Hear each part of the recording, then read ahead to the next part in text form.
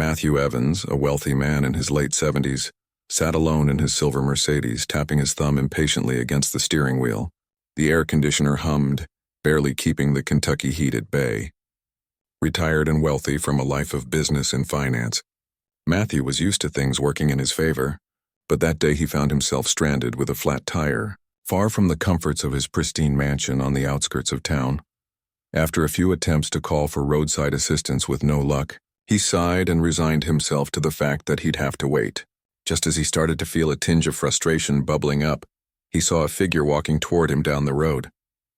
A young boy, maybe 13 or 14, wearing a faded t-shirt and worn-out sneakers, approached with a determined expression. Matthew watched as the boy's eyes narrowed, examining the car before giving Matthew a polite but confident nod. "Got a flat, sir?" the boy asked, his voice steady. Yes, I do," Matthew replied, feeling a strange mix of relief and unease. "I was hoping for a bit of help, but my phone's got no signal out here." The boy gave a little smile. "I can help with that," he said, kneeling beside the tire without hesitation. "My grandpa taught me how to change a tire last summer. Do you have a spare?" Matthew gestured to the trunk, watching as the boy opened it and pulled out the necessary tools. The young boy worked swiftly, his hands moving with a quiet confidence that seemed almost beyond his years. As Matthew stood there, he felt a strange humility creeping in, something he hadn't felt in a long time.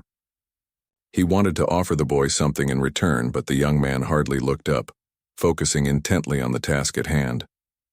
After a few minutes, the boy finished, wiping his hands on his jeans and stepping back.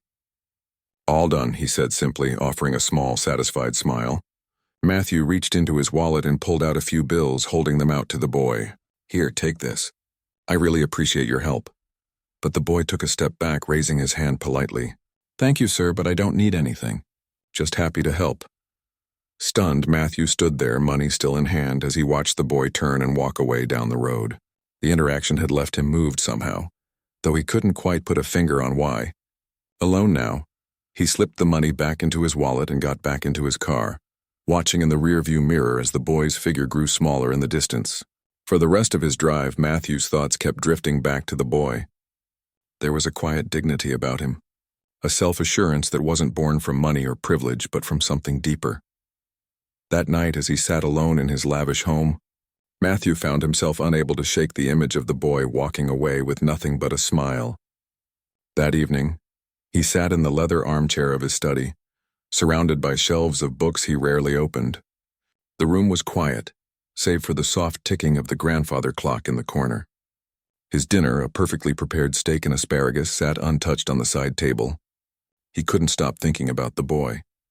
Matthew had encountered thousands of people in his lifetime: business partners, employees, investors. Most interactions revolved around negotiations, favors, and deals. There was always an exchange, a price, or an expectation. But this boy, this stranger, had helped him for no reason other than kindness. He leaned back, sipping his scotch, the memory of the boy's confident smile replaying in his mind.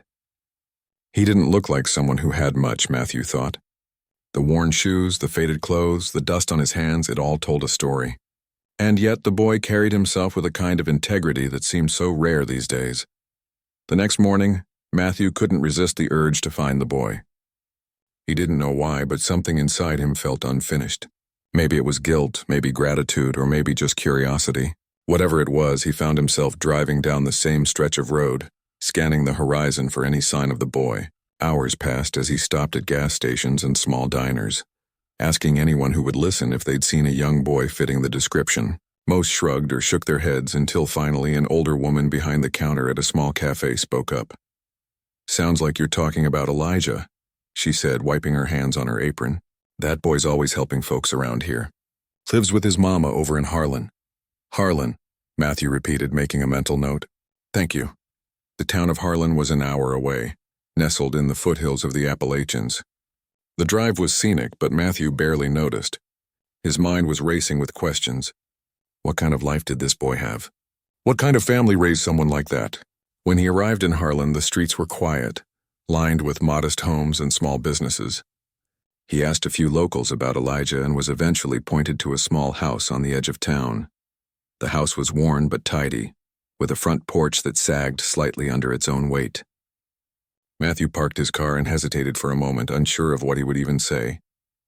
Taking a deep breath, he knocked on the door. It opened a moment later, revealing a woman in her early 40s. She looked tired but kind, her eyes sharp and curious as she sized him up. "Can I help you?" she asked. "Good morning," Matthew said, clearing his throat. "I'm sorry to bother you, but I believe I met your son yesterday. Elijah, right? He helped me with a flat tire." Her expression softened instantly. "That sounds like my Elijah," she said with a small smile. "He's always helping folks." "I just wanted to thank him properly," Matthew said. "He wouldn't accept anything from me yesterday." She nodded, stepping aside to let him in. "He's out back." "You're welcome to wait." Matthew stepped inside, taking in the modest surroundings. The furniture was old but clean, the walls adorned with family photos and a few hand-drawn pictures that looked like they came from a much younger Elijah. It was a far cry from his own home, with its pristine surfaces and expensive artwork, yet something about this space felt warmer, more alive. He followed her out to the backyard where Elijah was repairing the fence. The boy looked up, surprised to see Matthew. "Hey, mister," Elijah said, wiping his hands on his jeans. "What are you doing here?" Matthew smiled, feeling strangely nervous. "I wanted to thank you again. You helped me when I really needed it, and I just couldn't stop thinking about it." Elijah shrugged, his expression easy and genuine. It wasn't a big deal, but to Matthew it was, and he was determined to show it. Elijah leaned against the fence, his curious gaze fixed on Matthew. For a moment neither of them spoke. The boy's calm demeanor made Matthew feel slightly out of place, as though he were the one being judged. "I don't think you realize what a big deal it was," Matthew finally said, breaking the silence. "People don't usually help strangers without expecting something in return." Elijah tilted his head slightly as if puzzled by the statement. "I don't see it like that," he replied. "If someone needs help and I can do it, why wouldn't I?" Matthew was struck by the simplicity of the boy's logic. He looked past Elijah to the yard. The fence was patched together with mismatched wood, the grass uneven and sparse. Behind the house, an old swing set leaned precariously, its chains rusted and broken. It was clear that Elijah's family didn't have much, but they made do with what they had. "You've got a good head on your shoulders," Matthew said, meaning it. "Your mother must be proud." Elijah grinned, glancing back toward the house. "She works hard. I just try to help out where I can." Matthew was quiet for a moment, absorbing the boy's words. He thought of his own childhood, spent in a house much like this one. His parents had worked tirelessly to make ends meet, teaching him the value of hard work and perseverance. Over the years, he had drifted away from those lessons, caught up in the pursuit of wealth and status. Now, standing in this yard, he felt an odd sense of nostalgia and regret. "I'd like to do something for you and your family," Matthew said at last. Elijah straightened up, his expression cautious. "We're okay, mister. We don't need anything." "It's not about need," Matthew insisted. "It's about what's right. You helped me, and I'd like to return the favor." Before Elijah could respond, his mother stepped out onto the porch, wiping her hands on a dish towel. "Elijah, you better come inside and wash up before lunch," she called. Then her eyes shifted to Matthew. "Would you care to join us? It's nothing fancy, but you're welcome." Matthew hesitated, unaccustomed to such an invitation, but the sincerity in her voice left him no room for excuses. "I'd like that," he said, following her into the house. Inside, the kitchen smelled of freshly baked bread and roasted vegetables. The table was small, surrounded by mismatched chairs, but it was set with care. Matthew took a seat, feeling strangely out of place in his tailored suit amidst the humble surroundings. Elijah washed his hands at the sink and joined them, his easy smile never faltering. As they ate, Matthew found himself drawn into their conversation. Elijah talked about his school, his friends, and his dreams of becoming an engineer. His mother shared stories about the community, speaking with a quiet pride about the people who looked out for one another. Matthew listened intently, feeling a warmth he hadn't experienced in years. For all his wealth and success, his own home felt cold and empty, compared to this modest house filled with laughter and genuine connection. After lunch, as they cleared the table, Matthew turned to Elijah's mother. "You've done a remarkable job raising him," he said. "He's got more heart than most people I know." She smiled, her eyes shining with gratitude. "Thank you. He's a good boy, but we've had our struggles. We've learned to appreciate the small things." Matthew nodded, his mind already turning over ideas. He didn't want to overstep, but he couldn't walk away without doing something for them. This family had given him a gift he hadn't even realized he needed, a reminder of what truly mattered. Matthew left their home that afternoon with a sense of clarity he hadn't felt in years. Driving back to his estate, he began to plan. This wasn't about charity. It was about honoring the boy's selflessness and the family's resilience. Elijah and his mother deserved more than patched fences and worn furniture. They deserved stability and recognition for the strength they showed every day. The next morning, Matthew made calls, lots of them. He reached out to old colleagues, contractors, and suppliers. By midday, a plan was set in motion. Within a week, trucks and workers began arriving at Elijah's home. Matthew stood on the sidewalk, clipboard in hand, directing the renovations as Elijah and his mother looked on in shock. "You didn't have to do this," Elijah's mother said, her voice trembling as she watched the crew unload supplies. "We've managed fine on our own." Matthew turned to her, his expression earnest. "You've done more than manage. You've thrived, but you gave me something I didn't know I was missing. Let me give back." Elijah was quieter than usual, standing next to his mother with a thoughtful look on his face. Matthew knelt slightly, meeting his eye. "You taught me something, Elijah. Helping people isn't about money. It's about showing up. I want to show up for you." Over the next several weeks, the house underwent a transformation. The sagging porch was replaced with sturdy wood. The roof repaired, and the rusty swing set out back was replaced with a new one. Inside, the walls were painted, the floors polished, and the kitchen upgraded with modern appliances. At first, Elijah tried to help with the renovations, carrying planks and sweeping debris, but Matthew insisted he take a break. "Your job," Matthew said with a smile, "is to enjoy being a kid for a little while." Still, Elijah couldn't resist sneaking out to watch the crew work, his eyes lighting up with curiosity as he observed them measure, cut, and build. One of the workers, a burly man named Joe, noticed his interest and invited him to help measure wood planks. Before long, Elijah was asking questions about tools and construction, his excitement infectious. Matthew watched from a distance, a warm pride swelling in his chest.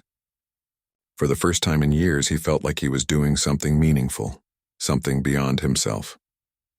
The boy's energy reminded him of the ambition he once had, before life became a blur of boardrooms and stock portfolios.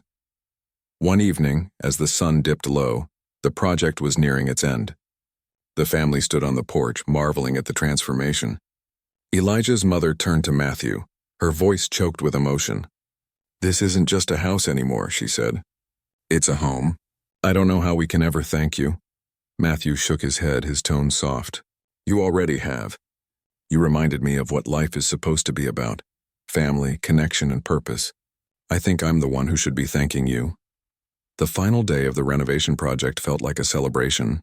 Neighbors stopped by to see the changes, offering smiles and small gifts. Fresh-baked bread, jars of homemade jam, and even a potted plant. Elijah's laughter echoed through the yard as he raced around, showing his friends the new swing set and the freshly painted rooms. Inside the house, once tired and worn, now radiated life. Matthew stood on the front porch leaning against the sturdy new railing, watching the scene unfold. He hadn't felt this kind of joy in years. Simple, unfiltered joy that came from seeing others thrive. Elijah's mother walked over, a cup of iced tea in her hand. She offered it to him with a smile. "You've done more than fix a house," she said softly. "You've given us hope, and I think you found something for yourself too." Matthew nodded, taking a sip. "I have," he admitted. "I spent so many years chasing things I thought mattered, money, status, influence. But none of it feels like this. None of it ever filled me the way this has." As the sun began to set, Elijah joined them on the porch, his energy still boundless. He looked at Matthew, his expression thoughtful. "Mr. Matthew," he began, "I've been thinking a lot about what you did for us. I want to do something like that one day. I want to help people too." Matthew placed a hand on Elijah's shoulder, his voice steady. "You already are, Elijah. Your kindness set all of this in motion. Don't ever lose that." The three of them sat together, watching the sky shift from gold to deep orange. The warmth of the day lingered, but there was a deeper warmth, one that came from connection, gratitude, and a shared sense of purpose. When it was time for Matthew to leave, Elijah and his mother walked him to his car. The boy's wide grin and his mother's tearful smile were etched into Matthew's memory as he drove away. This wasn't the end, he realized. This was just the beginning of a new chapter in all their lives. The weeks that followed brought more changes. Elijah's newfound curiosity about construction blossomed into a passion. Matthew arranged for him to spend time shadowing the workers who had helped renovate the house. Elijah soaked up every bit of knowledge, eager to learn. Matthew, in turn, found himself drawn back to Harlan again and again. Each visit felt less like a trip and more like a return home. He no longer felt like an outsider in their lives. He was part of something bigger now, and for the first time in years, he was content.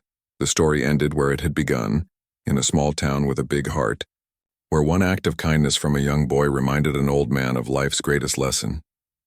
It's not about what you have, but what you give.